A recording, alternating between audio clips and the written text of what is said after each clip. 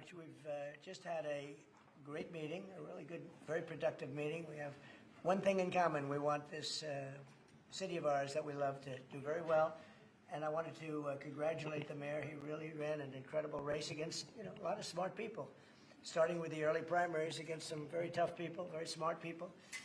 And he beat them easily. And I congratulated him. And we talked about some things in very strong common, like housing and getting housing built, and food and prices, and the price of oil is coming way down. Anything I do is going to be good for New York. If I can get prices down, it's good for New York, and we've got them down, way down from last year. We have, as you know, I've been saying to a lot of people, Walmart said that Thanksgiving this year is exactly 25% less than last year, so that's good for New York, good for everybody.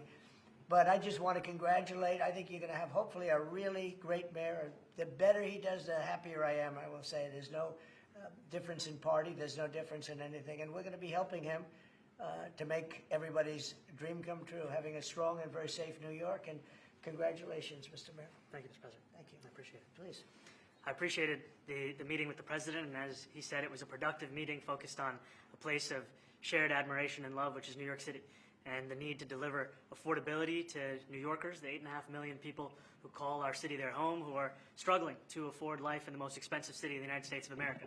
We spoke about rent, we spoke about groceries, we spoke about utilities, we spoke about the different ways in which people are being pushed out, and I appreciated the time with the president, I appreciated the conversation. I look forward to working together to deliver that affordability for New Yorkers. Thank you very much. Any questions, please? President Trump, Stephen Nelson from the New York Post. I've got a question for you and then also one for Mayor-elect. Sure. For you, you referred to Mr. Mamdani as a communist. Can you describe why you feel that way? And also, will you do anything to stop him from arresting Prime Minister Netanyahu if he visits New York?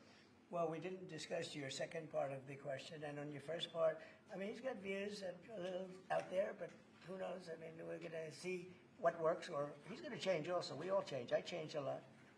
From when I first came to office. It's now quite a while ago. It's quite a while. My first term was great. We had the greatest economy in the history of our country. We're doing even better now. We're doing much better now than we did even the first term. And I can tell you some of my views have changed. And we had discussions on some things. I'm not going to discuss what they were, but that I feel very confident that he can do a very good job.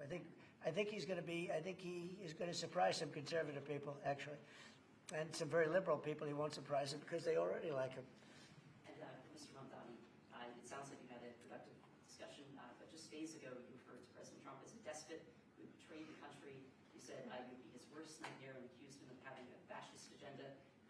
Are you planning to retract any of these remarks in order to improve your relationship? I think both President Trump and I, we are very clear about our positions and our views, and what I really appreciate about the president is that the meeting that we had focused not on places of disagreement, which there are many, and also focused on the shared purpose that we have in serving New Yorkers. And frankly, that is something that could transform the lives of the 8.5 million people who are currently struggling under a cost of living crisis, with 1 in 4 living in poverty. And the meeting came back again and again to what it could look like to lift those New Yorkers out of struggle and start to deliver them a city that they could do more than just struggle to afford it, but actually start to live in it.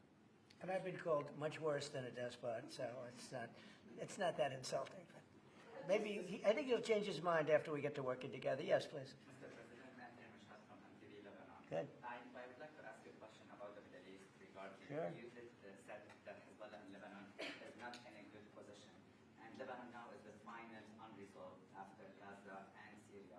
Given your assessment, like what do you say for the Lebanese today? It's the independent state in Lebanon, and what is your next move to push toward disarmament? Sure. Well, we are pushing for total disarmament of Hamas and, frankly, everybody else. And we actually have peace in the Middle East. As you know, the King of Saudi Arabia just left yesterday. We had some great meetings, and he's made a contribution toward the United States of more than $1 trillion. We have now over $20 trillion coming in. No country has ever had anything like that, not even close. If you go to 2 trillion or 1 trillion, it's a lot. We have 20 or 21 trillion dollars. I think that Hezbollah has been a problem in Lebanon, big problem. We're working with Lebanon. We're working with everybody in the Middle East. That's another thing I think we have in common. We want to see peace in the Middle East, and we actually have now, for the first time, peace in the Middle East after 3,000 years. And now we're going to refine it, and I think you're going to see some very positive things happen. There is a potential to invite the Lebanese president. Oh, sure. Oh, I would do that, absolutely. And if the mayor would like to be here for that meeting, because I know he feels very strongly. I think you feel very, very strongly about peace in the Middle East. I think it's, We desperately want it, and that's something that I shared with the president, that when I spoke to New Yorkers who had voted for the president last November on Hillside Avenue and Fordham Road, I asked them why. I heard again and again two major reasons. One was that they wanted an end to forever wars. They wanted an end to the taxpayer dollars we had funding violations of human rights, and they wanted to address the cost of living crisis. And I appreciated the chance to discuss both of those things. he said a lot of my voters actually voted for him, and One in 10. And I'm okay with that. President Trump, I hope to stand as well. I'll do that. I'll sign it. Give it to me. I'll sign it in a minute. That's pretty good.